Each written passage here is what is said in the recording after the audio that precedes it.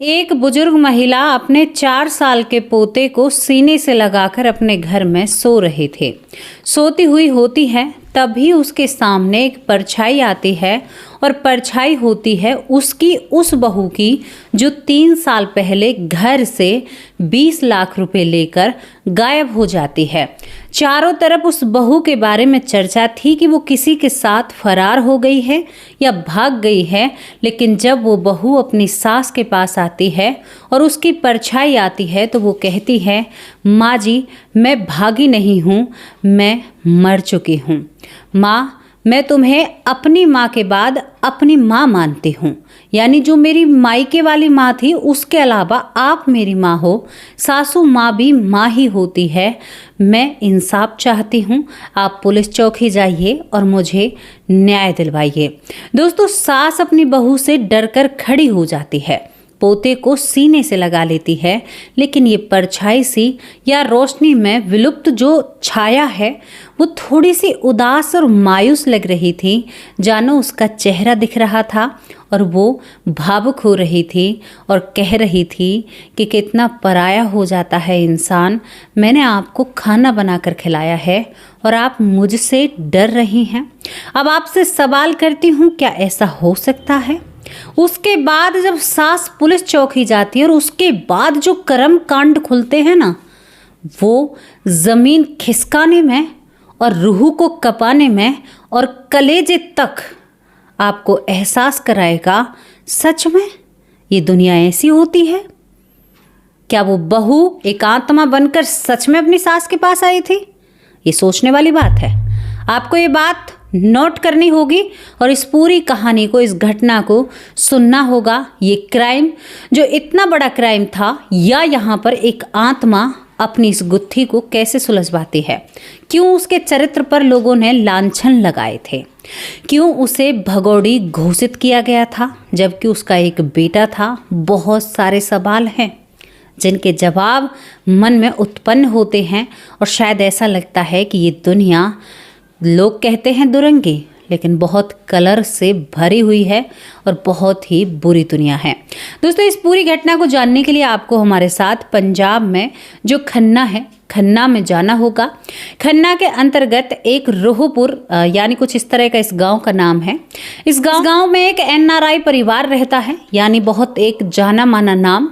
यहाँ पर ये जो परिवार है, इसकी जो मुखिया है उसका नाम बलजीत कौर होता है। इसका एक बेटा है जिसका नाम गुलजीत है, जो कि विदेश में रहता है। परिवार बहुत सक्षम है। ये दोनों माँ बेटे होते हैं। बेटा विदेश में काम कर रहा था। माँ अपने बेटे को देखकर बहुत सहाया करती थी, यानी खुश हुआ करती थी कि मेरा बेटा कितना निपुण और समझदार और प्रेम करने वाला मिला है, मेरा बहुत ख्याल रखता है। अब यहाँ पर बलजीत कौर जो होती है, उसके मन में एक बात आती है कि मैं अपने बेटे गुलजीत की शादी करना चाहती हूँ। दोस्तों, आसपास ये एक लड़की तलाशते हैं। इनकी नज़र एक रिश्तेदारी में एक लड़की होती है जिसका नाम गुरमीत होता है। गुरमीत पर इनकी नज़र पड़ती है। गुरमीत बहुत खूबसूरत थी और एक संस्कारी महिला थे। यहाँ पर बलजीत कौर अपने बेटे के लिए, गुलजीत के लिए, गुरमीत को पसंद कर लेती है और उसे अपनी घर की बहू मान लेती है। दोस्तों, यहाँ पर इसकी शादी हो जाती है। शादी के बाद ये दुल्हन बनकर घर आती है। उसके बाद ये विदेश भी घूमने जाती है। इसका हनीमून इसके पति गुलजीत के साथ मनता है। ये विदेश में जगह जगह घूमती है। अब बारी थी कमाने की। यहाँ पर पति विदेश में रहता है, पत्नी घर पर रहकर माँ की सेवा करती है। इसी तरह से बहुत खुशहाल भरा जीवन निकल रहा था। तभी पता चलता है बलजीत कौर को कि उसकी बेटे की जो पत्नी है गुरमीत, वो गर्भवती है। ये सुनकर यहाँ पर ये बुजुर्ग महिला खुश हो जाती है कि अरे, हम पहले 2 थे, फिर 3 हुए और 3 से अब 4 होने को जा रहे हैं। दोस्तों, 9 माह बाद यहाँ पर ये महिला एक सुंदर से बेटे को जन्म देती है। यहाँ पर बलजीत कौर जो होती है, उस बेटे को पाकर बहुत खुश हो जाती है कि मेरा पोता हो गया, जीवन और आसान हो जाएगा। यहाँ पर आपको बताऊं कि जो बलजीत कौर अपने पोते से बहुत प्रेम करती है। कुछ वक्त निकलता है। अब तारीख आती है 11 दिसंबर 2017। 11 दिसंबर 2017 को सुबह सुबह बलजीत कौर सीने को पीटती हुई थाने में खड़ी हो जाती है। क्यों खड़ी होती है? वहाँ पर खड़ी होती है और पुलिस वालों से कहती है कि साहब मेरी बहू को कहीं से भी तलाश कर लाओ, मैं उसके बिना नहीं रह सकती, वो मेरी बहू नहीं मेरी बेटी है। पुलिस वाले हैरान हो जाते हैं। पहले वो पुलिस कंप्लेंट दर्ज करते हैं, माँ जी क्या हुआ था? ये कहती है कि रात को अच्छी भली सोई थी बच्चे को लेकर, लेकिन मेरी बहू अब घर में नहीं है और 20 लाख रुपए भी गायब है। दोस्तों यहाँ पर पुलिस हैरान हो जाती है। अब सीधा सीधा पुलिस का दिमाग चलता है कि भाई एक समझदार महिला है, एक बच्चे की माँ है, अगर 20 लाख रुपए लेकर गायब हुई है तो कुछ ना कुछ बात है।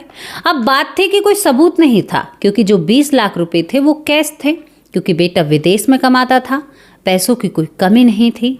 दोस्तों यहाँ पर पुलिस घर के चक्कर काटती है, घर की तलाश करती हैं, तो सच में कुछ कपड़े बिखरे हुए थे, अलमारी से कुछ चीज़ें अस्त व्यस्त थी। अब पैसे पुलिस वालों ने तो पहले तो नहीं देखे थे। यहाँ पर दोस्तों पुलिस वाले छानबीन करते हैं, चारों तरफ पुलिस वाले नज़र घुमा लेते हैं। यहाँ पर जो गुरमीत कौर होती है, यानी जो घर की बहू है, उसके मायके वालों को पता चलता है। अब उनके सामने जो बलजीत कौर है वो बहुत रोती है, समधन मेरी बेटी गई, मैं कैसे रहूँगी उसके बिना, वो कहाँ गई? गुरमीत तू एक बार आ जा, इस बच्चे को तो देख ले, इसके साथ क्या होगा, मैं इसे कैसे पालूंगी, मेरी बूढ़ी हड्डियाँ इस लायक नहीं रही हैं। इस तरह से रोती है। दोस्तों यहाँ पर गुरमीत कौर की जो माँ होती है वो भी ये सोचती है कि ये कितनी प्यार करती है मेरी बेटी से, वो भी उस सास की दिलासा दिलाती है। कहीं से कोई भी सुराग नहीं मिलता है, 1 से 1.5 महीना हो जाता है, अब बहू कहीं भी नहीं मिल रही, कहाँ गई बहू? दोस्तों अब यहाँ पर जो सास थी एक नई बात और करने लगती है। सास कहती है कि मेरी बहू मेरे सपने में आती है और कहती है कि मुझे इंसाफ दिलाओ, साहब मेरी बहू किसी के साथ भागी है, उसने उसके साथ कुछ किया है। अब यहाँ पर शक के बिना पर जो सास है वो कहती है, जब पुलिस वाले घना पूछते हैं, 2 से 3 महीने निकल जाते हैं, कभी कहती है कि मेरी बहू मेरे सपने में आती है, मेरी बहू मुझसे ये कहती है। अब सपने को कानून कहाँ सच मानता है, कोई भी सच नहीं मानता। दोस्तों इसके बाद क्या होता है कि यहाँ पर बलजीत कौर जो होती है, इसके बाद वो पुलिस वाले जब ज़्यादा पूछताछ करते हैं तो वो एक बात कहती है। वो कहती है कि मेरी बहू जिस गांव की रहने वाली थी, वहाँ पर एक सतेंद्र सिंह नाम का एक लड़का था जिससे वो पसंद करती थी और प्यार भी करती थी, लेकिन किसी कारणवश उन दोनों की शादी नहीं हो पाई और वो शादी मेरे घर में हुई। साहब कहीं वो तो मेरी बहू को लेकर नहीं भाग गया? अब यहाँ पर बलजीत कौर ने अपनी बहू के बारे में ये शब्द कहे। पुलिस जब उस गांव में जाती है, सतेंद्र सिंह के गांव में, जो कि यहाँ पर गुरमीत का भी मायका था, वहाँ पर जब जाती है तो वहाँ पर सतेंद्र सिंह के घर पर ताला लगा हुआ था। ताला लगा हुआ होता है तो दोस्तों पुलिस को अब शक हो जाता है कि कहीं ना कहीं यही इसको लेकर भाग गया है। ये सारी चीज़ें होती हैं। अब पुलिस चारों तरफ तलाश करती है, अब वो है नहीं, अब कोई है नहीं, उसकी कोई चीज़ें नहीं हैं, तो कैसे मालूम करें? दरअसल ये दुबई में रहता है। अब पुलिस के पास इंतज़ार के अलावा कोई भी चीज़ नहीं थी, लेकिन बात एक थी। यहाँ पर पुलिस वालों ने समझा कि 20 लाख रुपए गायब हैं, महिला गायब है, वो व्यक्ति भी गायब है, शायद दोनों भाग गए होंगे। दोस्तों ये केस धूल में जमने लगता है। एक सास अपने पोते को पालने में व्यस्त हो जाती है, मायके वाले भी कब तक रोए, आंखों के आंसू सूख जाते हैं, वो भी रोने से बंद हो जाते हैं। पुलिस के चक्कर जो मायके वाले काटा करते थे वो भी कम कर देते हैं। धीरे धीरे फाइल जो दूसरे केस के नीचे दब जाती है। सास भी पुलिस चौकी आना जाना कम कर देती है। ये वक्त धीरे धीरे बीतता जाता है। वक्त बीत जाता है, अब आपको बताऊं, वक्त इतना बीत जाता है कि 2017 से 11 दिसंबर से 2020 हो जाता है। अब यहाँ पर अब तक भी कोई भी इस केस में खुलासा नहीं होता है। अब दूसरी बात आपको बताऊं कि यहाँ पर पुलिसकर्मी हैं जो बदलते रहते हैं। 2020 में इसी पुलिस चौकी में एक नया पुलिसकर्मी आता है और जो नया पुलिसकर्मी होता है वो जांच पड़ताल, क्योंकि जब भी कोई नया आता है तो वो पुराने केस देखता है। दोस्तों उस व्यक्ति के सामने इस गुरमीत कौर का वो केस आता है जहां पर 20 लाख रुपए, एक महिला और एक व्यक्ति गायब था। अब यहाँ पर आपको बात बताऊं, इधर साइड तो नए पुलिसकर्मी का आना था, दूसरी तरफ यहाँ पर जो सतेंद्र सिंह जिसको प्रेमी के रूप में देखा गया था वो दुबई से आया था। तीसरी तरफ यहाँ पर सास को सपना आता है कि उसकी बहू दिख रही है और वो न्याय मांग रही है और वो कह रही है कि मैं अपने प्रेमी के साथ फलानी जगह पर हूँ, या कुछ इस तरह की सासें बातें बनाती है। अब यहाँ पर जो नया पुलिस वाला आया था उसे खबर मिलती है कि इस केस में जो सत्येंद्र है वो फिलहाल अपने घर पर ही है, तो पुलिस वहाँ पर जाकर खड़ी हो जाती है। इसे पुलिस चौकी ले जाया जाता है। इससे बातचीत जब की जाती है तो बातचीत में पता चलता है कि जब वो महिला यानी गुरमीत कौर गायब हुई थी, ये तो भारत में था ही नहीं, ये तो दुबई में था। अब यहाँ पर पुलिस वाले कहते हैं उसके जितने भी पुराने नए या किसी की उस महिला पर नज़र थी, सबको अपने पहलू से पुलिस वालों ने जांच कर लिया था, लेकिन कहीं से भी कोई भी सुराग नहीं मिलता है। अब पुलिस इस सास को देखती है, जो सास अक्सर पुलिस चौकी आती है, कभी 6 महीने में, कभी 1 साल में आई थी और कभी 1 महीने में आई थी, जिसने अभी पिछले ही 15 दिन पहले कहा था कि मेरी बहू मेरे सपने में आती है, और साहब वो तो रो रही थी और अपने बच्चे को मांग रही थी। इस तरह की बातें जब पुलिस सुनती है तो पुलिस कुछ भांप लेती है, जो नया पुलिसकर्मी होता है।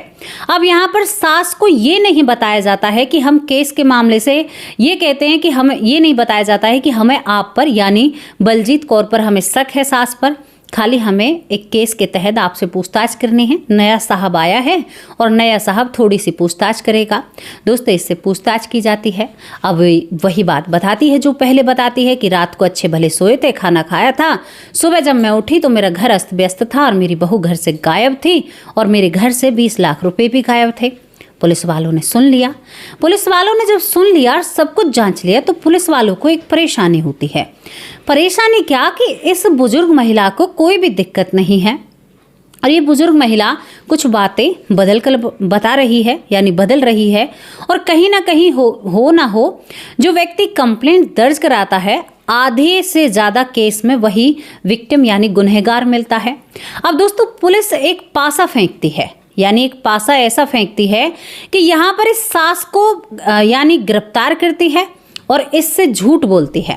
कहती है कि हमें तेरा पूरा काला चिट्ठा पता चल चुका है, तुमने ही अपनी बहू को मारा है और उसके साथ तुमने जो कुछ किया है, हमें सब कुछ मिल चुका है। अब तुम अपने मुंह से बताओगी या हम तुम्हें बताएं? अब यहाँ पर जो बलजीत कौर थी, ये जो पासा फेंका गया था, ये बिल्कुल जो तीर था वो सही निशाने पर लगा था। कैसे? क्योंकि यहाँ पर बलजीत कौर कांपने लगती है। बलजीत कौर का बेटा जो विदेश में बैठा था, काम कर रहा था, ये बुजुर्ग महिला कांपने लगती है। पुलिस वाले कहते हैं कि बताती हो या हम काला चिट्ठा खोलें? तभी दोस्तों ये रोने लगती है और कहती है कि हाँ, अपनी बहू को मैंने ही मारा है। पुलिस वाले कहते हैं कैसे मारा है? तो ये कहती है कि मेरे गांव का एक लड़का है जो यानी क्राइम करता है, जिसका नाम यहाँ पर कश्मीर सिंह है। कश्मीर सिंह जिसका बैकग्राउंड थोड़ा सा क्राइम से जुड़ा हुआ है, मैं उसको अपने घर बुलाती हूँ। अब क्यों बुलाती है? और यहाँ पर एक और बात मैं आपको बताना भूल गई। जब सास से उसने पुलिस वालों ने बात की तो सास ने सोचा कि भाई जो कंप्लेंट दर्ज कराता है कि वही गुनहगार होता है। अब यहाँ पर पुलिस वालों ने पड़ोसियों से बातचीत की, सास से कहा तो सास ने कहा कि हम तो माँ बेटी की तरह रहते थे, बहुत अच्छे से रहा करते थे, मुझे तो वो अब भी सपने में दिखाई देती है, कभी कभी तो साहब ऐसा लगता है कि हकीकत में दिख रही है। अब यहाँ पर पड़ोसियों से पूछताछ की जाती है। जब पड़ोसियों से पूछताछ की जाती है तो पड़ोसी बताते हैं कि इनमें तो इतनी लड़ाई बाजा करती थी कि कई बार दोनों सास बहू आपस में एक दूसरे पर हाथापाई तक भी उतर आई थी। ये बात जो पुलिस वालों को पता नहीं थी। दोस्तों, पुलिस वालों ने जब ये पासा फेंका तो उसके बाद वो बताती है कि मेरे गांव का जो क्राइम बैकग्राउंड से आता है, जिसका नाम यहाँ पर कश्मीर सिंह। दोस्तों, ये कहती है कि मैंने उसको बुलाया, और क्यों बुलाया? क्योंकि मेरी बहू मुझ पर हाथ उठाती थी। मुझे लगता था कि ये कहीं ना कहीं मुझे छोड़कर अब मेरे बेटे के साथ ये कनाडा जाकर रहने लग जाएगी, यानी गुलजीत के साथ। मैं घर पर अकेली कैसे रहूँगी? ये तो इस बच्चे को भी ले जाएगी। इन्हीं सब बातों ने मेरा दिमाग खराब किया और मैंने उसे मारने की प्लानिंग कर ली। मैंने अपने उस गाँव के लड़के को बुलाया, उसको सारी बातें बताई कि बेटा ये मेरे ऊपर हाथ छोड़ती है, मैं भी इसके ऊपर हाथ उठाती हूँ, यानी दोनों के बीच में इतनी अनबन होती है। तभी ये कहती है कि हमने उसके खाने में नींद की गोलियां डाली। शाम का वक्त होता है। नींद की गोलियां डालने के बाद रात के वक्त मैंने ही अपने हाथों से अपनी बहू की गर्दन को दबाया। एक सास जिसके शायद रीज़न या वजह ऐसी थी कि जो किसी को मारने के लिए काफ़ी नहीं थी। वो कहती है कि इसी डर से मैंने अपनी बहू गुरमीत को मार दिया। अब वो जब मर चुकी थी तो उसके बाद मुझे एहसास होता है कि भाई ये तो मर गई है, अब कहीं लेकर जाएंगे तो गांव का मामला है, सबको पता चल जाएगा। तभी जो कश्मीर सिंह होता है उसने कहा कि नहीं, इसको घर में ही दफनाना पड़ेगा। दोस्तों, ये बरामदे में खुदाई करते हैं और खुदाई करके उस बहू को घर में ही दफना देते हैं। दूसरे दिन जब पुलिस के पास ये महिला कंप्लेंट दर्ज कराने जाती है तो कंप्लेंट दर्ज कराने के लिए जब पुलिस घर पर छानबीन करने आती है तो उस बरामदे में नया कुछ किया गया था, मिट्टी भी पड़ी हुई थी। अगर पुलिस चाहती तो वहां से शुरुआत कर सकती थी और उसी दिन ये केस 24 घंटे में दुनिया के सामने आ जाता, लेकिन पुलिस नहीं कर पाती है। शायद उसने उस तरीके से इस घटना को लिया ही ना हो, क्योंकि उसे तो लग रहा था कि माँ बेटी की तरह दोनों में प्यार है, और सास का रोना पुलिस को कंफ्यूज कर देता है। इसके बाद क्या होता है कि ये बताती है कि उसके बाद जब 11 महीने बीत जाते हैं, 11 महीने बाद मैं फिर अपने उस गांव के लड़के को बुलाती हूँ। मैं उससे कहती हूँ कि कभी हम इस घर को बेचकर चले गए या मैं बेटे के साथ कनाडा चली गई और इस घर की अगर खुदाई हुई और एक कंकाल निकला तो हम ज़रूर पकड़े जाएंगे। अब इस कंकाल को ठिकाने लगाना होगा। जो 11 महीने बाद उस महिला का घर में कंकाल ही बन गया। दोस्तों, ये दोनों उस घर को दोबारा खोदते हैं, यानी उस बरामदे को, उसमें से उस कंकाल को निकालते हैं। उसके कपड़ों को जो कश्मीर सिंह है वो जलाता है और इसकी जो हड्डियां हैं उन्हें एक थैले में बंद करता है। और सुनिए एक और बात, यहाँ पर इसका पति जो गुलजीत है बीच में जब आता है, उसे अपनी पत्नी के लिए बहुत दुख था। वो कहता है कि माँ, ये बरामदा क्यों खोदा हुआ है, क्या किया था? तो माँ बेटे को वैसे ही इधर उधर की बातें बता देती है। सबने देखा लेकिन बात किसी ने खड़ी नहीं गई, दिमाग किसी का नहीं गया ना उस तक। दोस्तों, इसके बाद यहाँ पर जो कश्मीर सिंह होता है, 11 महीने बाद मारने के उस महिला को 11 महीने बाद उसकी हड्डियों को कुएं के अंदर फेंक कर आ जाता है। और इसके बाद 3 साल तक इस केस पर कोई भी ध्यान नहीं देता, लेकिन एक नया पुलिसकर्मी आता है और इस केस को जड़ से उखाड़ कर फेंक देता है। यहाँ पर जब इस बुजुर्ग महिला की गिरफ्तारी की जाती है जो बलजीत कौर होती है, तो विदेश में बैठे हुए यानी पति को पता चलता है, जो कि बेगुनाह था, प्रेमी भी बेगुनाह था। यहाँ पर इस कश्मीर सिंह को भी गिरफ्तार किया जाता है। तो एक बेटा विश्वास नहीं कर पाता है, लेकिन जब पुलिस उसको सबूत दिखाती है, क्योंकि कश्मीर सिंह को उस कुएं के पास ले जाया जाता है, वहाँ से उन हड्डियों को निकाला जाता है। जब उनका DNA टेस्ट कराया जाता है तो वो हड्डियाँ यहाँ पर गुरमीत कौर की ही निकलती हैं, यानी उसी बहू की निकलती हैं जिसके लिए सास ने पूरे में चर्चा फैलाई थी कि मेरी बहू गाँव के प्रेमी को लेकर फरार हो गई है, 20 लाख रुपए को लेकर भाग गई है। दोस्तों, ये बातें सास की तरफ से ही चालू हुई थी। एक बेटी के माँ बाप जो सास को बहुत भली समझ रहे थे, उन्होंने इस बात पर बिल्कुल भी गौर नहीं दिया कि हमारी बेटी के साथ ऐसा हो सकता है। जब कुछ खास मीडिया कर्मी पूछते हैं कि भाई आपको शक नहीं हुआ, तो वो कहती है, बेटी की जो माँ होती है, गुरमीत कौर की जो माँ होती है, यानी वो कहती है कि मुझे पता तो था कि इनके बीच में लड़ाई होती है, लेकिन कौन सी सास बहू ऐसी हैं जिनके बीच में लड़ाई नहीं होती। मुझे नहीं पता था कि मेरी बेटी की सास जो है इतना भयानक रूप लेगी और मेरी बेटी के साथ ऐसा करेगी। दोस्तों, उसके बाद 3 साल बाद उन हड्डियों का अंतिम संस्कार होता है। बेटे के हाथों से उन्हें अग्नि दिलवाई जाती है, पति के हाथों से। जो बेटा गोद में था वो चलने लगा था। उस पति को बहुत दुख होता है जब वो सबूत देखता है, तब भी वो अपनी माँ को बेगुनाह मानने की कोशिश कर रहा था।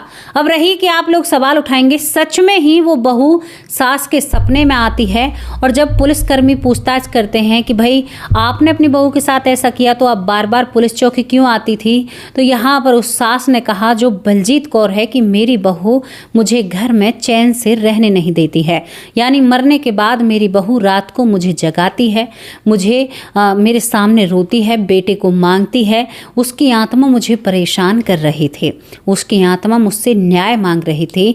इसी वजह से मैं बार बार पुलिस चौकी आकर अब उसे अपने मन को शांत करती थी, क्योंकि कहीं ना कहीं बाद में मुझे भी पश्चाताप होने लगता है। तो कौन कहता है आत्मा नहीं होती? ये इतना बड़ा केस है कि मीडिया में उस वक्त इस केस ने बहुत सुर्खियां बटोरी थी, क्योंकि आज के वक्त में और 2017 के वक्त में भी फ़र्क है मेरे परिवार। क्योंकि जब क्राइम हुआ करता था तो एक क्राइम को सुनकर बहुत दूर दूर तक चर्चाएं हुआ करती थी, लेकिन आज तो मैं आपको क्या बताऊं, एक एक गली में, एक एक मोहल्ले में 2-2 3-3 बार क्राइम हो रहा है। गांव में ऐसी चीज़ें अगर एक बार हो जाती थी तो सन्नाटा छा जाता था, लेकिन अब गांव तक भी इन चीज़ों की पहुंच चुकी है। दोस्तों, एक केस को उजागर करने का एक ही उद्देश्य था। अगर पुलिस चाहती तो 24 घंटे में ये पूछ सकती थी कि आपके घर में ये गड्ढा क्यों खुदा हुआ है। उस गड्ढे की जब खुदाई होती तो वहाँ से एक महिला का शरीर निकलता, वहाँ पर जांच पड़ताल हो जाती। एक बेटा जब विदेश से पत्नी की सुनकर आया, जिसने देखा कि ये गड्ढा यानी यहाँ पर ये बरामदा क्यों खोदा गया है, तो शायद उसे वो भी निकलवा सकता था, लेकिन उसने भी नहीं किया। तीसरी बात, यहाँ पर माँ बाप चाहते तो कहीं ना कहीं शक की गुंजाइश या सुई उस सास की तरफ घुमाते, कहीं ना कहीं वो सास पकड़ में आते, लेकिन किसी ने इस बात पर ध्यान नहीं दिया और उस लड़की के चरित्र पर सब लोगों ने उंगली खड़ी करी। लेकिन पड़ोसियों ने कहा कि इनके बीच बनती नहीं है। ये वो घटना है जो आपकी आंखें खोलने में बहुत ही अच्छा एक खासा रोल निभाएगी। ये आपको समझाएगी कि आत्मा कभी भी शांति से नहीं रह सकती अगर उसके शरीर को बुरी तरह से मारा गया है। ये बात लिख कर रख लीजिए। जिसके साथ बर्बरता हुई है, जिसके साथ गलत हुआ है, उसकी आत्मा वहीं पर मौजूद होती है। वो आपको देख रही है आप किस 2 तरह के मुंह लेकर घूम रहे हैं। तो दोस्तों, ये घटना आत्मा से भी जुड़ी हुई थी और ये केस काफ़ी मीडिया में सुर्खियां बटोरता है। इस घटना से सीख लीजिए। अपने घर में पुलिसकर्मियों से कहना चाहती हूँ, अगर ऐसी कोई चीज़ देखे तो उस पर सिरे से ध्यान दीजिए। अगर ऐसा होता तो शायद पहले ही खुलासा हो जाता। कैसी लगी ये स्टोरी, राय लिखकर जरूर भेजना। क्राइम से बचिए, अपने परिवार को सुरक्षित रखिए और आप भी सावधान रहिए। बाहर निकलते वक्त भगवान का नाम लीजिए, घर में प्रवेश होते वक्त भगवान का नाम लीजिए और खाना खाते वक्त और सोते वक्त भगवान को याद कीजिए। बाकी उस मालिक पर छोड़ दीजिए, वो जो करेंगे वो अच्छा ही करेंगे। सबको न्याय मिलता है, उसके न्याय में कोई भी कोताही नहीं बरती जाएगी। कानून भले ही न्याय नहीं कर सकता, लेकिन भगवान अन्याय नहीं कर सकता। जो भी राय है, राय लिखकर जरूर भेजना। अब आप लोगों से विदा लेती हूँ। कल हाजिर होंगे एक सच्ची रुचि स्टोरी के साथ। तब तक के लिए नमस्कार, जय हिंद, जय